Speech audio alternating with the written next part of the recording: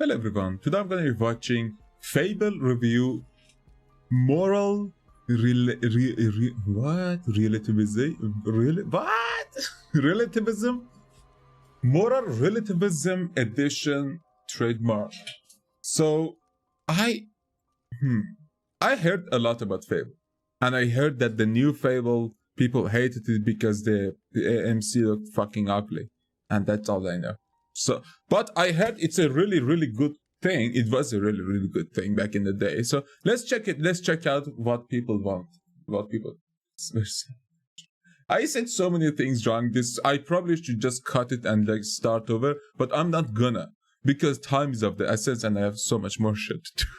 3, 2, 1, go! Hey people, Seth here. Today, I'll be covering an old childhood classic, a game that taught me that outside the safety of cities and towns, the entire natural world wants us dead, and you can't walk 5 meters without being mauled, stung, or assaulted by wildlife. That money can't buy happiness, reverses aging, and helps everyone forget that you butchered an entire village 5 minutes ago, and that divorcing your wife is objectively worse than murder. I'm speaking, of course, about Fable, but not just Fable. Fable, The Lost Chapters, and Fable Anniversary, because they're all the same game, but Lionhead Studios needed 3 times the money. Released in 2004, Fable was the game that justified buying an Xbox Classic. I know this because I owned an Xbox Classic. It had about 3 games on it, and one of those was Enter the Matrix, which still haunts me to this very day. But I digress. Anyway, Fable is a game about an experience all of us can relate to, having your parents killed and your village burnt to the ground, only to be saved by an influential pedophile and forced into a life of indentured servitude. And after years of emotional and physical abuse, you're released into the great wide world with the expectation that you won't become a brooding menace to society. You're conditioned like an animal to follow the action-reward psychology of being a hero. The dopamine release of completing quests is all that drives your addiction for fame and relevance. Peter Molyneux is a liar, but he's also a genius, because throughout the game you're forced to make choices. Not reasonable choices, not thoughtful choices, but picking between the 2 extremes of morality, good or evil. Here is a typical moral dilemma as presented by Peter Molyneux. As you walk along the road, you encounter a homeless man being bullied by a delinquent teenager. The good option? Scare off a bully. The evil option? Beat that homeless man within an inch of his life and crack his rib cage open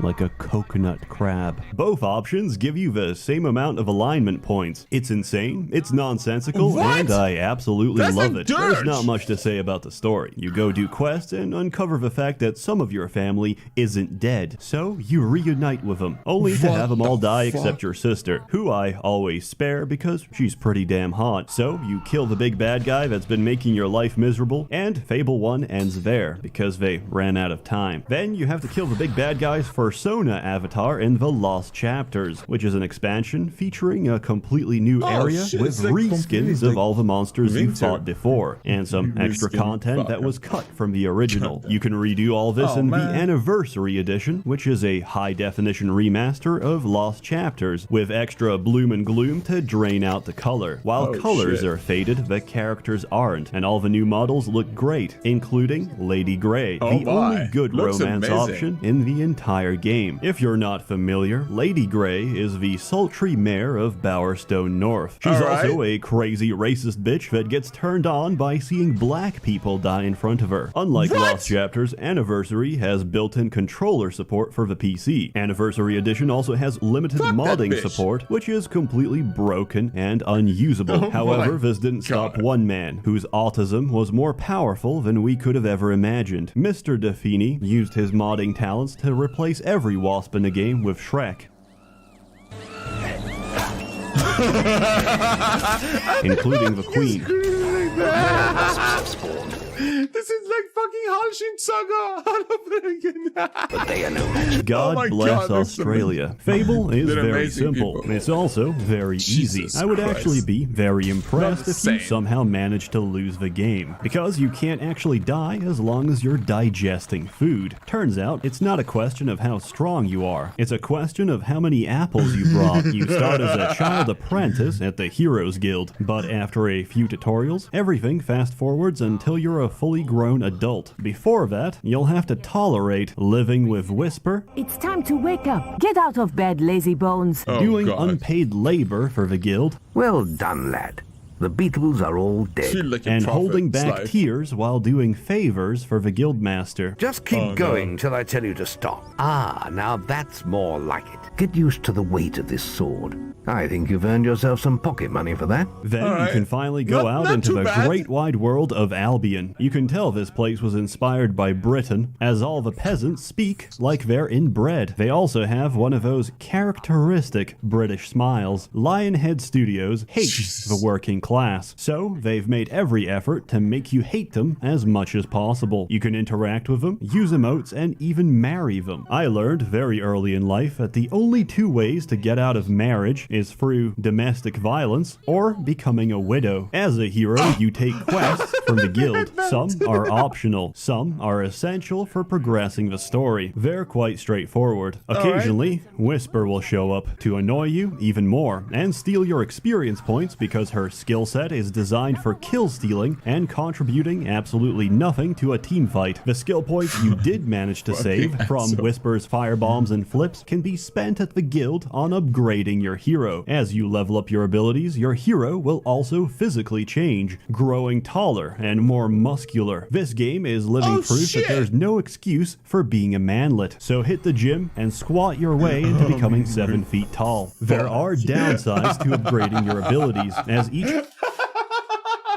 What the fuck? point spent makes That you was physically perfect. older, developing wrinkles, memory loss, and once my you hit God. the age of 65, forces you to spend about 20,000 gold on a hip replacement. You can choose not to do this, but you'll have to keep taking morphine shots to numb the pain for the rest of the game. There are proven ways to reverse aging, of course, like sacrificing your wife to the dark gods. Pathetic contribution. Interestingly, this is still slightly less evil than divorcing her. There's a lot of skills to choose from, but like men, skills aren't made equally. Magic restores very slowly, so you'll be forced to chug down mana potions if you plan on using spells. The one upside of being a mage is that you can still use emotes while spellcasting, so you can keep thrusting away as you electrocute your enemies to death. Others are completely broken. Assassin Rush lets you Why doesn't like let you regenerate it faster without blink behind potions? enemies If and you're a mage, abuse though. the Why AI. not? Fun fact, Assassin's Rush can sometimes glitch into the terrain when combined with Summon. Please don't use this in the Chamber of Fate, or you might accidentally glitch your way under the floorboards and obtain the Sword of Aeons 30 minutes after starting the game. Multi-Strike allows you to completely ignore the combat system since it can't be blocked and has no cooldown, and Time Stop lets you run through about 80% of the game without even lifting a finger. There's a lot more skills out there, but they're It's- far it's- too it balanced plays- to be it's worth intended talking then. about. Except heal. Heal is absolutely vital when your character gets too muscular, as your fists might Alright. unintentionally kill your wife. Use heal between beatings to keep her healthy, and to get rid of any bruising that might be used as evidence against you in a court of law. What? Quests typically award you a lot of gold. Most players will spend this on improving their gear or buying new weapons. Real Why not? gamers spend it all on playing blackjack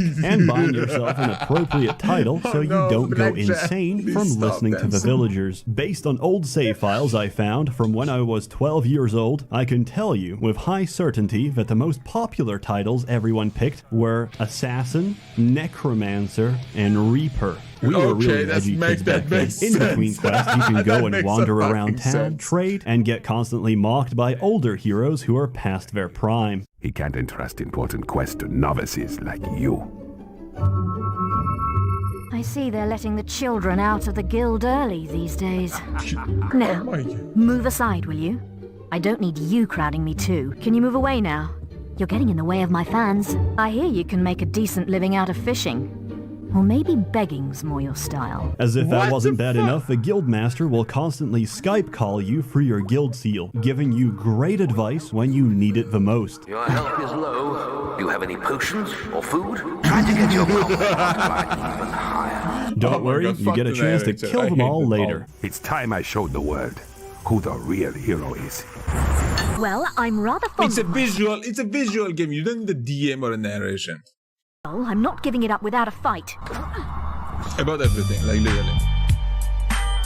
Oh fuck me. What the fuck?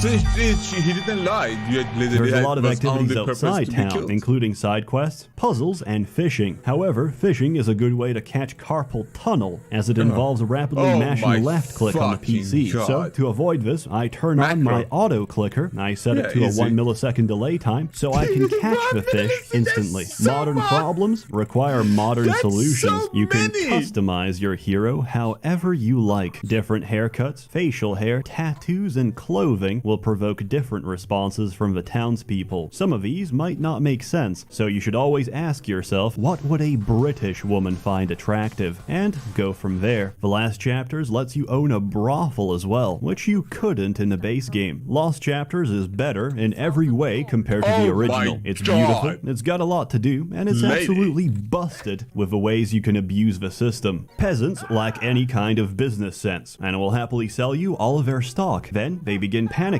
from the lack of supplies and offer to buy it all back at greatly inflated prices to end the perfect shortage. economy. You can do this infinitely and ruin the economy. Another scheme I Look used at to what run the was fuck is being the pure point good then? and extremely A front famous, mission. so peasants would never question why I need to lead them to a secluded spot in the woods. Once there, they'd all die of mysterious circumstances. When this happens, the family would have to sell the house in order to pay for funeral expenses. I would immediately snatch up the property and rent it out. I then repeat this for every property in town. Days later, the town is repopulated by the descendants of all those unfortunate peasants, who are forced to pay rent to me, That's their big benevolent brain. landlord, That's big for brain all genocide. eternity, Holy unaware of the fact that I may have had a role in their parents' let's demise. not talk Fable. about it. It's ridiculous, it's entertaining, and it's probably one of the most interesting games ever made by Peter Molyneux. If you haven't already, then I sincerely Peter recommend Molyneux. you give it a try. And if you I have, will well, try it. I'm just feeding off your nostalgia. This time, the Lord of Lies gets my vote, and I give it a 6 out of 6, which is the number of simultaneous wives you can have in every village, provided none of them ever find out. Personally, Oh my I God, look down on really? polygamy, That's so cool. if you'll excuse me, I'm gonna go hold hands with my husband. As always, more content to Lovely. come, so stay tuned. Probably Sometimes much more even some autistic dudes. content, so be warned. A warm thanks to the many members of the Merchants Guild generously funding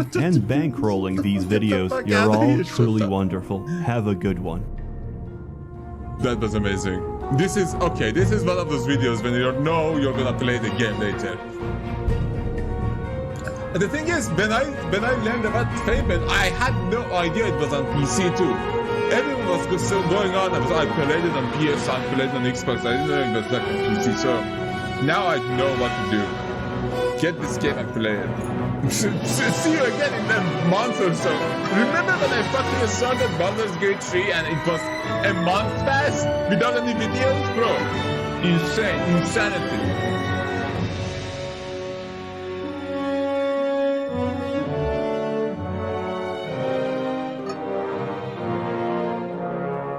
I'm halfway through Vampire the Masquerade. It's been fun. It's been fun, but the game is still like it shows its age. Like the combat is a bit, clunky. I modded it a bit in some like some quality of life mods.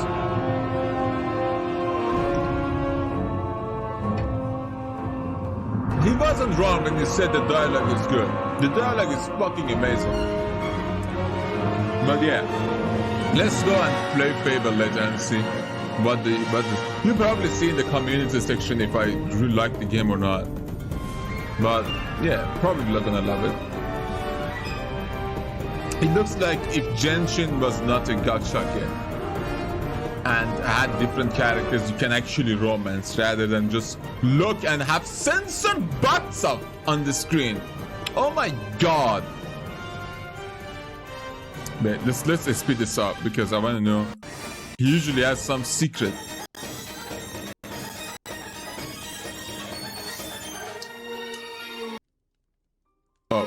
Oh my god! It's getting scary. Never mind. It's over. Done. But yeah, thanks for watching, everyone. If you enjoyed, please leave a like and subscribe. Seth always makes the best ones. Some of the best ones, absolutely. And some of my favorites. But yeah, he made me play so many games that I would have never known about. Some of them I never went on extremely deep, but some I played a lot. But yeah, see you all later.